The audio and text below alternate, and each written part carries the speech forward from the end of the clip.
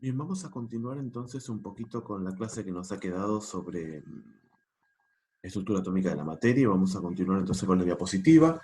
Así podemos hacer los ejercicios el día de hoy, lunes. Habíamos quedado... no habíamos quedado por acá. Vuelvo para atrás.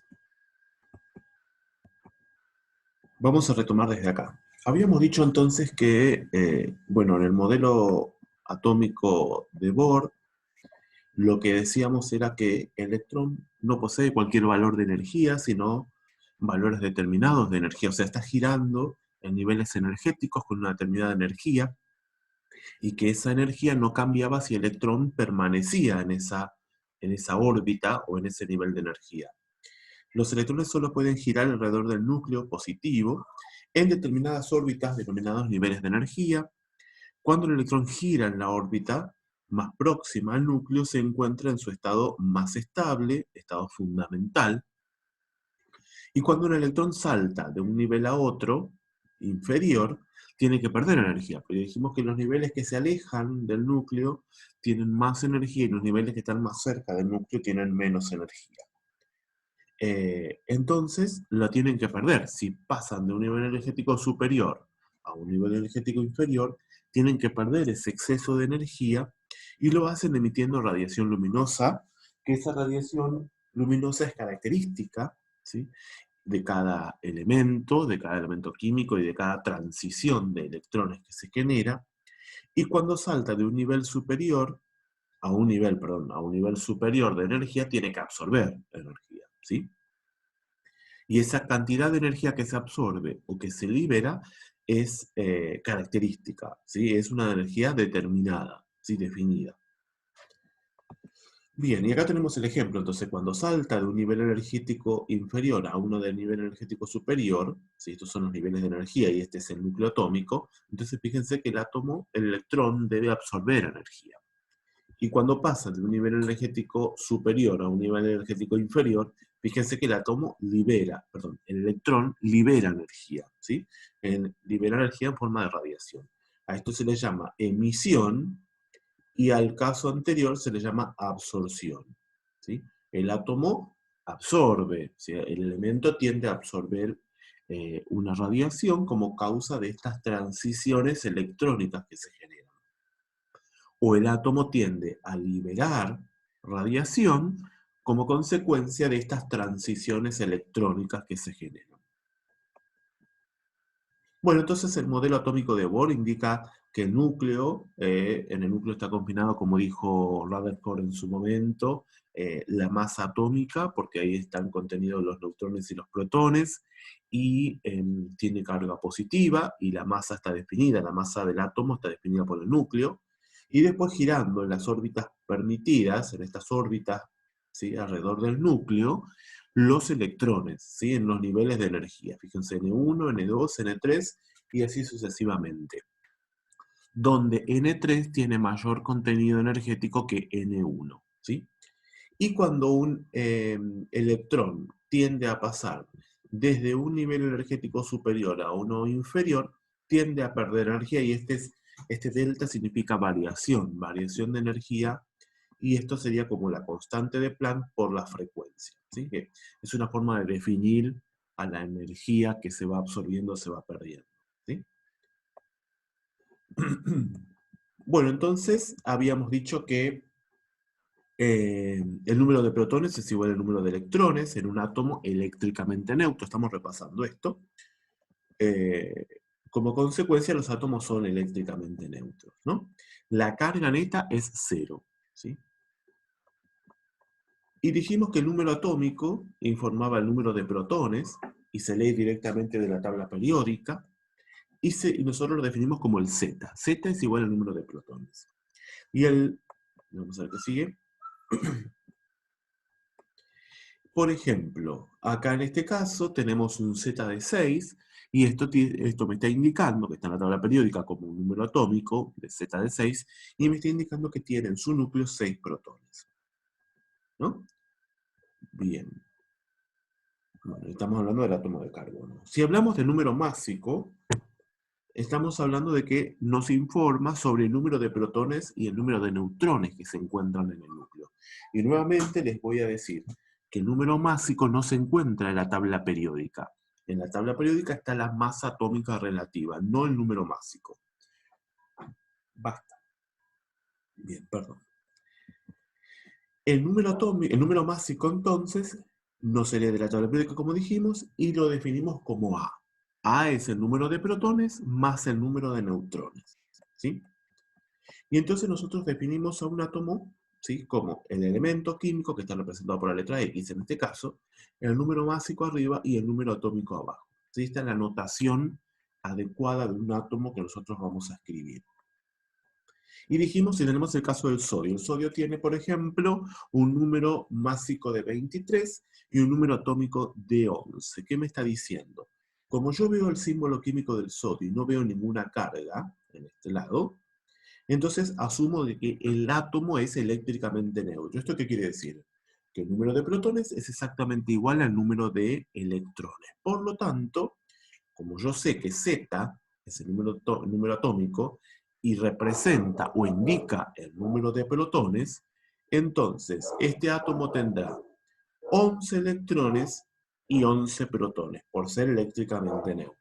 ¿Sí? Eso en principio. 11 protones porque Z es 11, 11 electrones porque el átomo es eléctricamente neutro, y para saber cuántos neutrones tengo que hacer la resta de 23, que es el número másico, menos 11. ¿Por qué? Porque 23, o sea, A, es la suma del número de protones y del número de neutrones del átomo.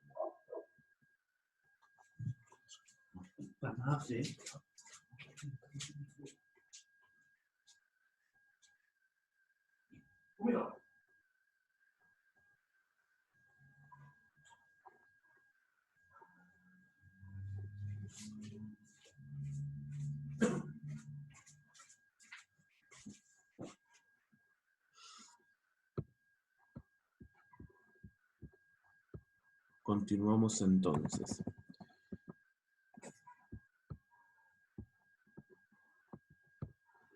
Estábamos diciendo entonces que como el número másico es igual a la suma del número de protones y el número de neutrones, entonces, si yo al número másico le resto el número de protones, tengo el número de neutrones, que es lo que me está faltando, ¿sí? Que sería 12. Fíjense que acá tienen la resta. A menos Z es el número de neutrones. ¿Siempre? Sí, siempre, ¿sí? No siempre se va a dar esto que está acá arriba, que el número de protones sea igual al número de electrones. ¿Por qué? Porque si el átomo no es eléctricamente neutro, entonces hay una diferencia entre los protones y los neutrones, y los electrones, perdón, ¿sí? Bien, entonces, vayamos a ver un poquito más de complejidad. Si el átomo pierde electrones, ¿sí?, se queda con un exceso de cargas positivas, es decir, la sumatoria de las cargas positivas del núcleo atómico ya no es igual a la sumatoria de las cargas eléctricas negativas.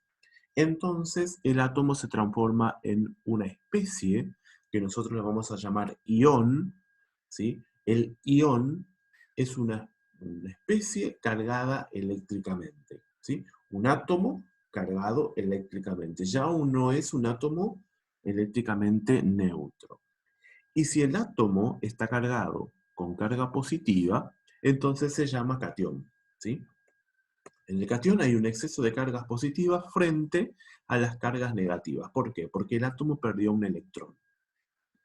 Si el átomo gana un electrón, se vuelve a transformar en una especie con carga eléctrica neta, porque la sumatoria de las cargas positivas del núcleo ya no se igualaron, ya no están iguales a las cargas negativas de los electrones. Y el átomo se vuelve a transformar en otro ión. A este ión, en donde donde tiene exceso de carga negativa, se le llama anión, ¿sí? El anión tiene carga negativa y el catión tiene carga positiva, ¿sí? Estos son entonces los llamados iones. Y recuerden que cuando hablamos de iones, entonces, la carga neta del átomo ya es diferente de cero, es distinta de cero. Bien. Ojo, que en este caso informa cuántas partículas y de qué signo están en exceso. La carga, esa que yo le estoy poniendo arriba, que ahora les voy a mostrar dónde va, está indicando cuántas partículas y de qué signo están en exceso, ¿sí? En relación con el signo opuesto, ¿sí? Bien, esto lo tenemos que tener en claro, si bien es muy sencillo, pero para la gente que no ha visto mucha química, lo tenemos que tener en claro porque vamos a ir complejizando los problemas, van a ver ustedes, y entonces tengo que estar tranquilo de que ustedes lo van comprendiendo bien. El modelo atómico actual, entonces, fíjense que Erwin Schrödinger en 1926, debido a la imposibilidad de calcular, fíjense que acá ya empezamos a hablar de la ubicación del electrón en estas órbitas permitidas, y ya empezamos a acuñar la palabra orbital, como la zona alrededor del núcleo donde es máxima la probabilidad de encontrar al electrón. Entonces hizo una ecuación de onda para poder hallar de forma probabilística la ubicación de ese electrón, de los electrones del átomo, ¿sí? Y así entonces describió el modelo atómico actual. Fíjense que dice que desarrolló una ecuación de onda que permitía determinar la probabilidad de encontrar el electrón en una región, por eso hablamos de orbital, una región alrededor del núcleo, por eso hablamos de una nube, ¿sí? Dada en un espacio, ¿sí? Así tenemos que la región del espacio donde es máxima la probabilidad de encontrar el electrón se llama orbital. Entonces se empezó a utilizar con este modelo atómico actual la palabra de orbital atómico. Y para ir terminando esta parte, fíjense entonces que tenemos que el protón tiene un símbolo químico de protón. Bueno, no es un símbolo químico, es una simbología simplemente de protón de P con carga positiva, P minúscula. La carga eléctrica es positiva, más 1. La ubicación es nuclear y la masa, fíjense que es 1,67 por 10 a la menos 4 gramos. El neutrón es N, lo vamos a simbolizar con N. 0 es la carga eléctrica, se ubica en el núcleo, y la masa es 1,67 por 10 a la menos 24. El electrón, lo simbolizamos con E minúscula y carga negativa, menos 1 es la carga, se encuentra en el exterior, ubicado en las orbitales atómicas, y la masa es de 9,11 por 10 a la menos 28. Fíjense que es mucho menos que cualquiera de estos dos. Entonces fíjense que la suma la cantidad de la masa de los protones y los neutrones termina siendo la masa atómica, y la masa de los electrones termina siendo despreciable, muy ínfima, muy pequeña, con respecto a la masa que está confinada en el núcleo atómico, ¿sí? Que es más grande. Y recordar que en un átomo eléctricamente neutro, o sea, con carga neta cero, que no son estos iones que vimos anteriormente, la sumatoria de los protones es igual a la sumatoria de los electrones. ¿Siempre? Sí, si hablamos de elementos eléctricamente neutros. Si ya hablamos de elementos con carga eléctrica, ahí ya esta reglita que estamos viendo no se cumple, porque la sumatoria de cargas positivas va a diferir de la sumatoria de cargas negativas, dando que entonces este ion sea o positivo, formando los cationes, o negativo, formando los aniones. Bien, entonces en el modelo atómico actual se define el concepto de orbital atómico como una región del espacio, bueno, todo lo que ya dijimos anteriormente.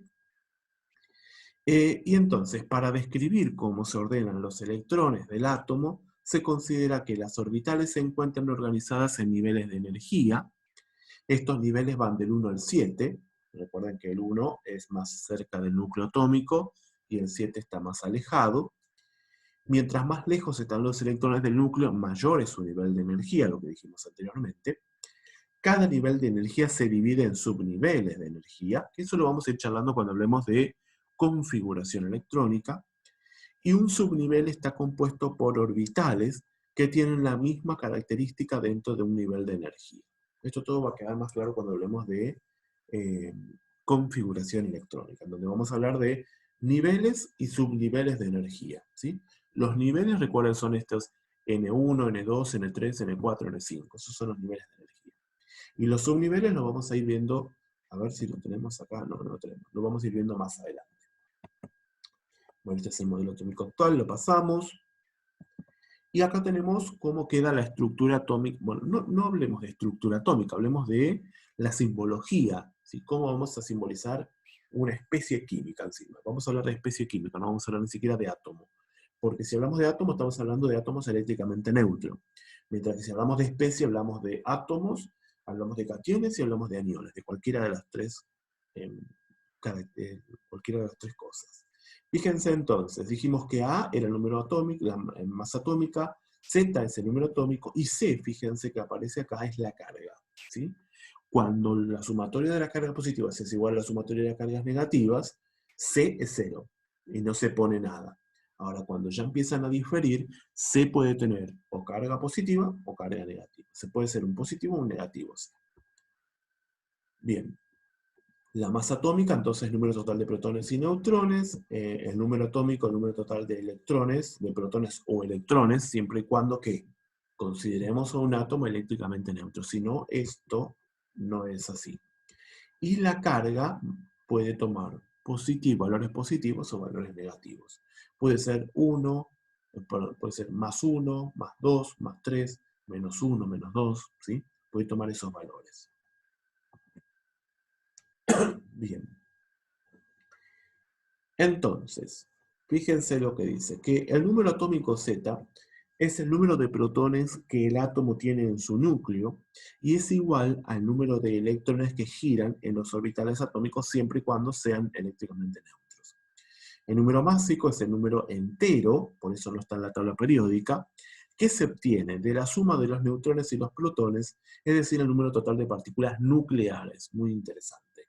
Entonces A es igual a Z más el número de neutrones. Vamos a definir el término isótopo. Es otro concepto que vamos a incorporar. Un isótopo, fíjense, son átomos del mismo elemento, y esta es una definición que se la tienen que acordar porque siempre me pregunto. Son átomos del mismo elemento que tienen igual número de protones, es decir, igual Z, pero distinto número de neutrones en su núcleo. Entonces tienen igual Z, pero diferente A. ¿Sí? ¿Estamos de acuerdo?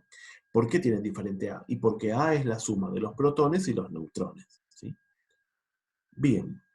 Y la masa atómica, que esta sí es la que figura en la tabla periódica, es un número que nos dice cuánto pesa en promedio el átomo de un elemento en comparación con el átomo de otro elemento. Por eso se llama masa atómica relativa. La masa atómica que figura en la tabla periódica de los elementos es masa atómica relativa. ¿Relativa a quién? Relativa a otro átomo, que en este caso es el isótopo 12 del átomo de carbono, ¿sí? Para que lo vayan conociendo. Bien, fíjense acá, por ejemplo, tenemos isótopos. Observen, acá está mal la anotación, porque este 16 y 18 debería ir de este lado del átomo, pero a los fines prácticos les estoy mostrando. O sea, ustedes colóquenlo de aquel lado cuando hagan los ejercicios. Fíjense, tenemos el oxígeno que tiene 3 isótopos. Todos tienen el mismo número atómico, ¿lo ven? 8. Pero difieren en qué? Difieren en el número másico. ¿Por qué? Y porque lo que va a cambiar como definición de isótopo es ¿qué cosa? Es el número de neutrones, recuerden eso.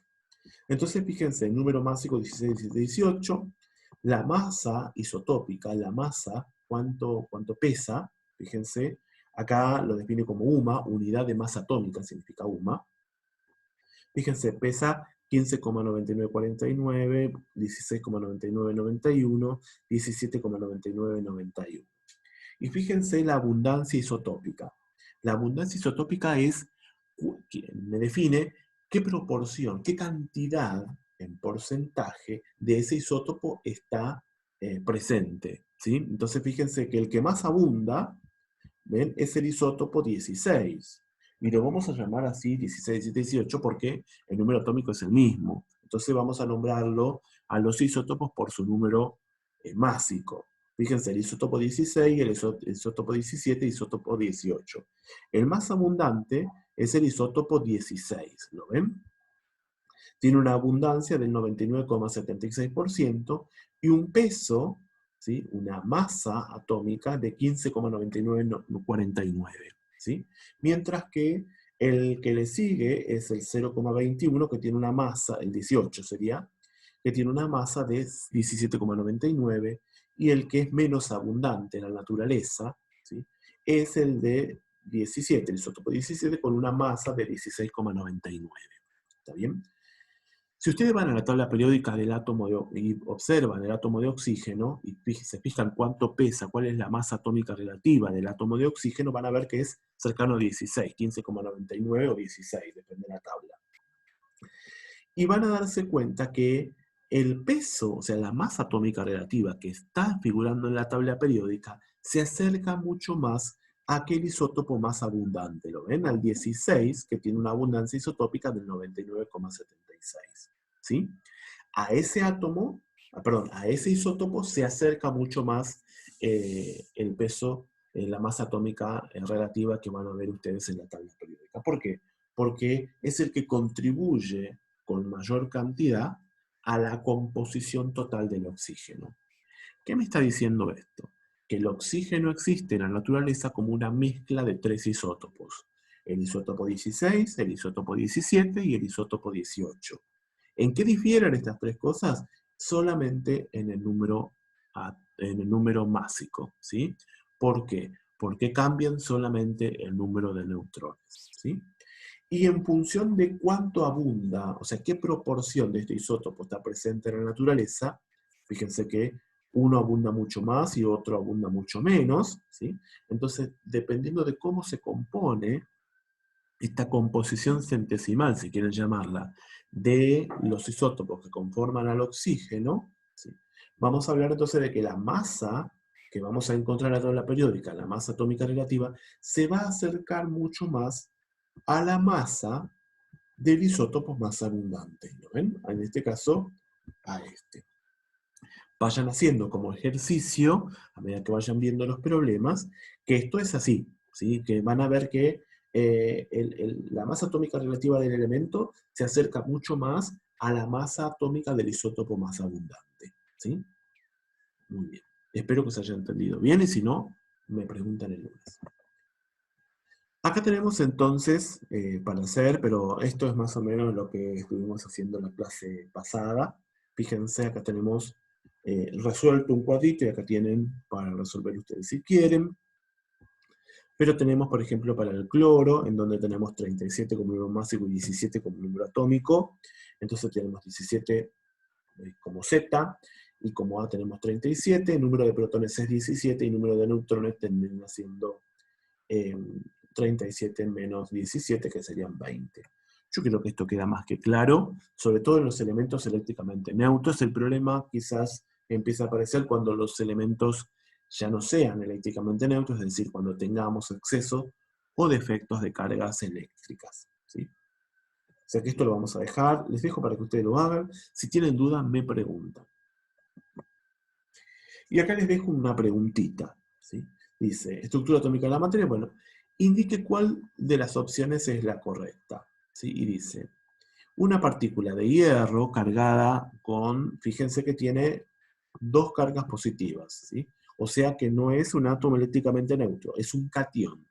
Y acá tenemos las opciones. Y como dato me dice que el hierro tiene un Z de 26. ¿Esto qué quiere decir? Que tiene 26 protones, ¿sí? El número atómico es de 26, por lo tanto tiene 26 protones. ¿Cómo tienen que pensar este problema? Porque creo que tienen la respuesta, ¿o no? No la tienen. Bueno, mejor. ¿Cómo tienen que pensar esta respuesta? Esta respuesta la tienen que pensar de esta manera. Si el Z es 26, que es el número atómico, y yo le dije, el número atómico no cambia, por más que sea un átomo eléctricamente neutro o no sea un átomo eléctricamente neutro, es decir, sea un catión o un anión, entonces, ¿cuáles van a descartar? Aquellos que tengan protones distintos de 26. O sea, esto no puede ser, y este no puede ser. ¿Por qué?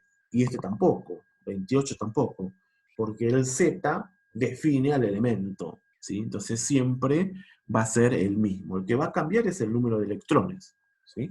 Simplemente, en un átomo eléctricamente neutro. Si el átomo fuera eléctricamente neutro, el hierro debería tener 26 26 electrones, ¿sí?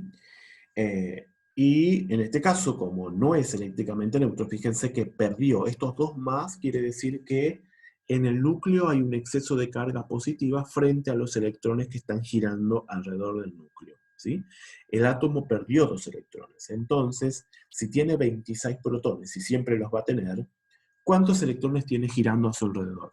Y bueno, 26 menos 2, ¿sí? Porque perdió 2. Entonces serían 24 electrones. Entonces, acá nos quedamos con este, que es el único que tiene 24 electrones, ¿sí? ¿Y cómo sacamos el número de neutrones? Si hacemos la resta entre 56, que me está dando como número másico el dato, lo tengo que entender, menos 26, que sería 30. Y entonces la respuesta B sería la correcta. El átomo de hierro, el catión 2 más hierro, tiene en su núcleo 26 protones y 30 neutrones, y girando, ¿sí?, en las orbitales atómicas solamente 24 electrones. Es decir, que tiene un exceso de cargas positivas frente a las cargas negativas, ¿sí? Espero que se haya entendido, y si no, me preguntan. Bueno, entonces, la estructura, los átomos individuales son extremadamente pequeños, la masa de los átomos más pesados es de aproximadamente, fíjense, 10 a la menos 22 gramos, y entonces no es posible medir estas masas. Por eso entonces se acuñó esto de de medir las masas atómicas relativas, ¿sí? Entonces, las masas absolutas de los átomos no figuran en la tabla periódica. Yo les decía, son masas atómicas relativas.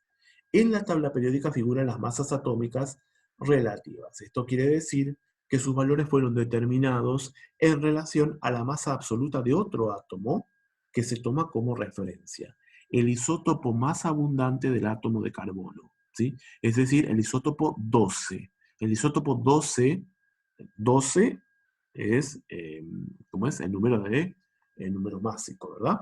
¿Está bien? El isótopo 12 del átomo de carbono es el más abundante. Después viene el isótopo 13, ¿sí? Entonces, ese átomo, ese isótopo se tomó como referencia. Para elaborar una escala de masas atómicas relativas es necesario definir la unidad de referencia, ¿sí?, la que se calcula en base a la masa del isótopo más abundante del átomo de carbono. Fíjense que dice acá isótopo 12, ¿sí? Y esta es la UMA, o unidad de masa atómica, ¿sí? Entonces acá fíjense que para calcular la masa atómica AR de un átomo, cualquiera sea, acá tenemos el cloro, por ejemplo, se definió como la masa de un átomo de cloro dividida la 1 sobre 12ª parte, o sea, las 12ª partes del átomo del isótopo más abundante del átomo de carbono, es decir, del isótopo 12 del átomo de carbono, ¿sí? O sea, se dividió 1 sobre 12 a la masa de un átomo de carbono del isótopo 12, ¿sí?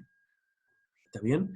Y esas masas, que nosotros no hacemos estos cálculos, son las que figuran en la tabla periódica. Entonces, las que figuran en la tabla periódica son masas atómicas relativas. Fíjense, masas atómicas relativas son un número adimensionales, porque es una relación, ¿sí? Por eso son adimensionales, que se determinan experimentalmente mediante un instrumento llamado, bueno, espectrómetro de masa, y entonces tienen esto que están acá. La masa atómica AR es masa atómica relativa del cloro y del calcio, por ejemplo, ¿sí? ¿Relativo a qué? Relativo a la 12ª parte del isótopo más abundante del átomo de carbono, el isótopo 12. Bien, acá tienen entonces los isótopos del hidrógeno, que es más sencillo, el isótopo 1, el 2 y el 3. El 1 se llama protio, el 2 se llama deuterio, y el 3 se llama titrio. En realidad, acá dice protio de nuevo. Eh,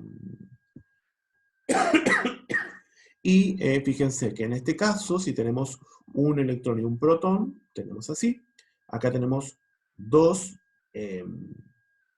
neutrones, ¿sí? Acá, perdón, acá tenemos un neutrón, acá no tenemos neutrón porque el número másico es 1, por lo tanto tenemos un protón solamente. Acá como el número másico es 2, empezamos a tener un neutrón, y acá como el número másico es 3, empezamos a tener, acá está esto mal, tendríamos que tener 2 neutrones, ¿sí? 2 neutrones, no 2 protones, esto está mal.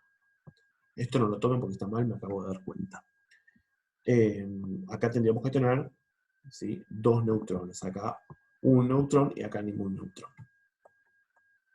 Porque recuerden que el número de protones no va a cambiar, es fijo. El que va a cambiar es el número de neutrones cuando va pasando de un isótopo al siguiente.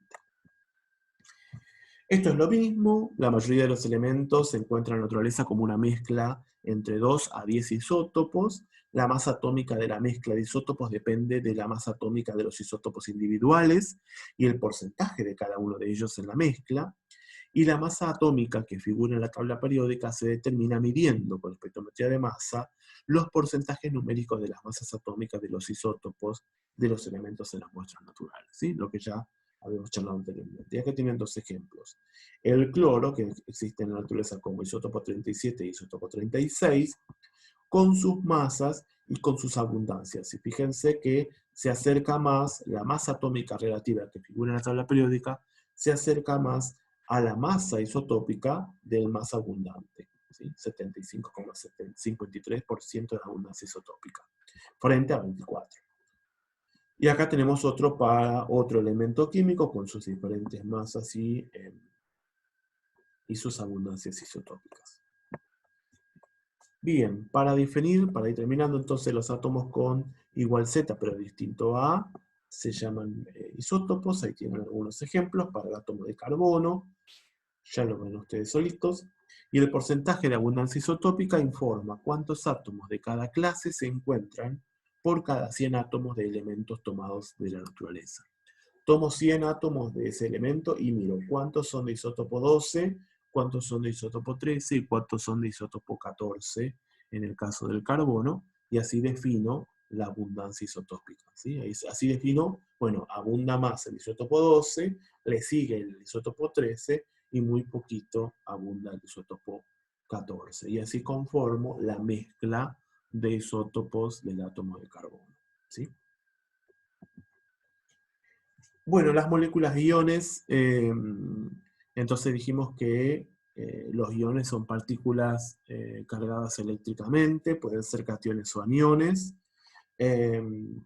Y entonces, para ir terminando, bueno, las moléculas son las unidades básicas de las sustancias, ¿sí? Las moléculas. Es un grupo de 2 o más átomos unidos por enlaces químicos, pero puede ser un mismo átomo unido por un enlace químico. Y podemos hablar de moléculas diatómicas si están formadas por la unión de 2 átomos, iguales o distintos. Moléculas poliatómicas formadas por más de 2 átomos, ¿sí? Podemos hablar de moléculas simples formadas por la unión de varios átomos de un solo tipo, o moléculas compuestas cuando están formadas por uniones de más de un átomo distinto. Entonces fíjense, acá tenemos al metano, que es una molécula, fíjense que está formado por 2 átomos distintos, ¿sí? Son poliatómicas y son compuestas, entonces. Acá tenemos el nitrógeno, fíjense cómo se une, con un triple enlace, y es una molécula diatómica, ¿sí? Pero es simple. ¿Por qué? Porque está formada por la unión de un solo elemento, ¿sí? Como acá tienen el oxígeno, por ejemplo. Y los iones son, recuerden ustedes, partículas cargadas eléctricamente. Entonces, si se dispone de suficiente energía, se puede separar uno o varios electrones de un átomo neutro, quedando una partícula cargada positivamente, llamada catión. También se puede añadir electrones o conjunto de átomos para formar especies cargadas negativamente, llamadas aniones, ¿sí? Un ion es un átomo o conjunto de ellos, no solamente un átomo, sino que puede ser conjuntos de átomos, que tienen carga eléctrica neta, sea esta positiva, por defecto de electrones, o negativas por exceso de electrones. Los cationes son especies químicas con carga neta positiva, y los aniones son especies químicas con carga neta negativa. Entonces acá tenemos el anión cloruro con carga neta -1, y acá tenemos al catión sodio con carga neta +1. Y acá tenemos otros iones poliatómicos, fíjense, formados por muchos átomos o varios átomos.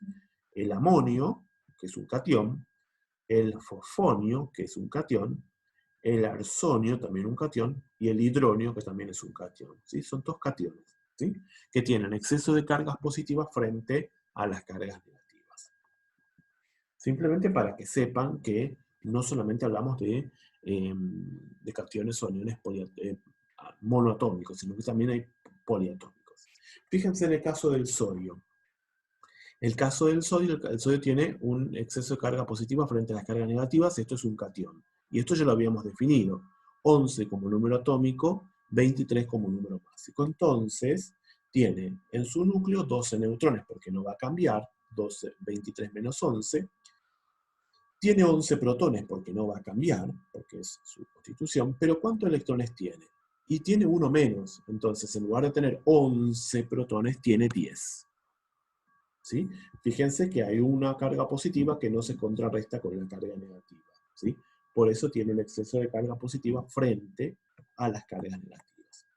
El oxígeno, entonces, tiene un número atómico de 8 y un número másico de 16, pero tiene dos cargas negativas, es un anión. Por definición tiene 8 electrones, porque es 16 menos 8, ¿sí? Eso no va a cambiar. Y tiene 8 protones porque es el número atómico y eso tampoco cambia. ¿Cuántos electrones tiene? Y tendrá un exceso de electrones, ¿sí? Porque tiene dos cargas negativas en exceso. Entonces tendrá 8 más 2, tendrá 10. Entonces veamos que tiene dos cargas eléctricas negativas que no están contrarrestadas con las cargas positivas del núcleo. ¿Sí? Bien.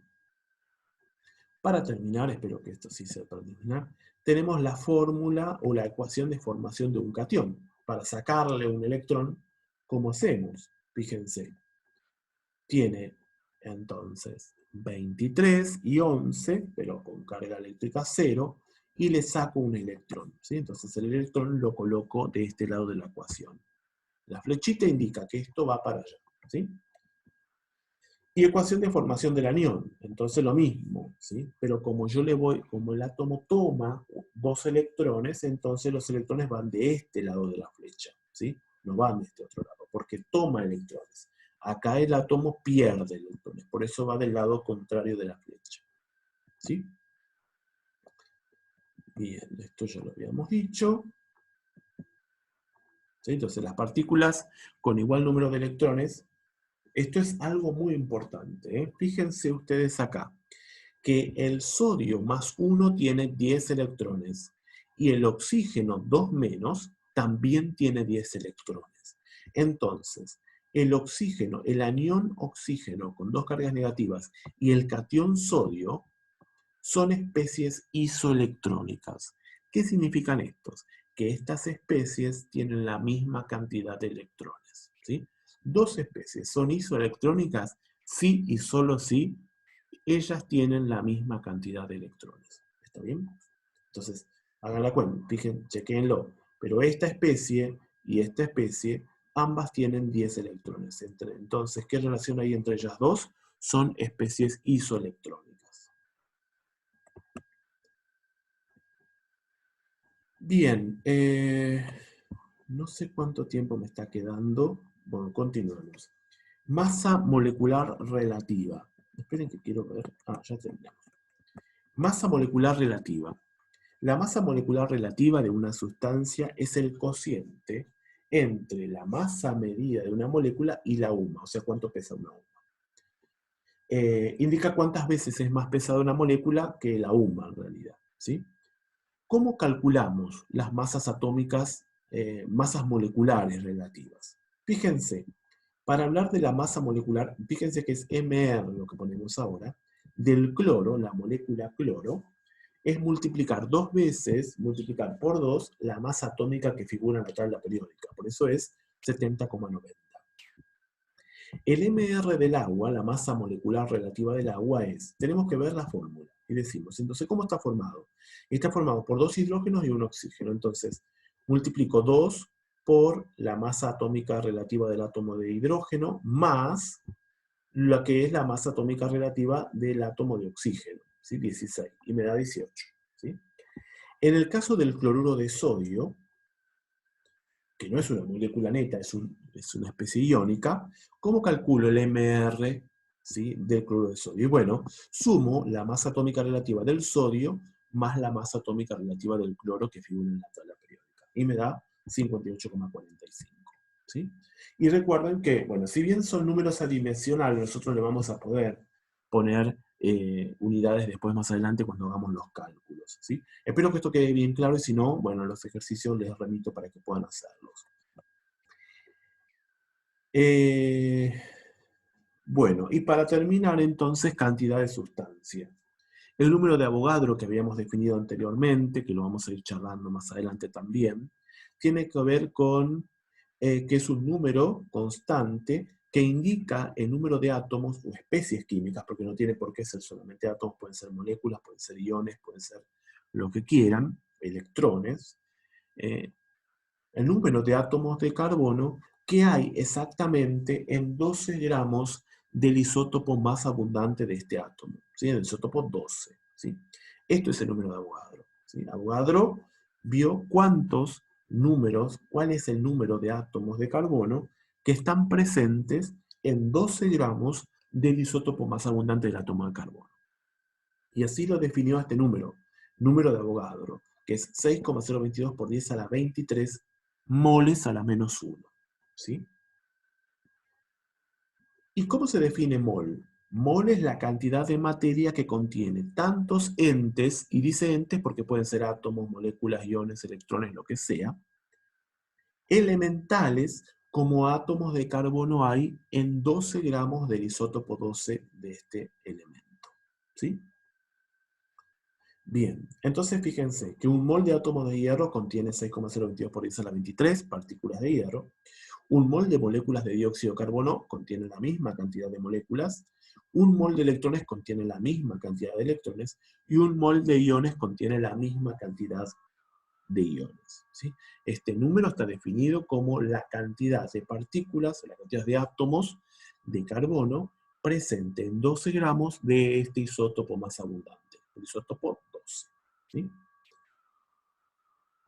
Bien, y acá les dejo unos problemas para que lo puedan hacer y los discutimos en la clase que mañana, el lunes lo discutimos. ¿Sí? Bueno, yo estoy haciendo este video hoy sábado, pero los voy a colgar el domingo a la madrugada lunes para que ustedes lo vean el lunes, y el lunes antes de terminar la clase nos conectamos por Zoom y hacemos estos programitas que están acá, que están seleccionados para que podamos terminar. ¿Sí? Y después hacen los problemas de la guía. Bueno, buenas tardes.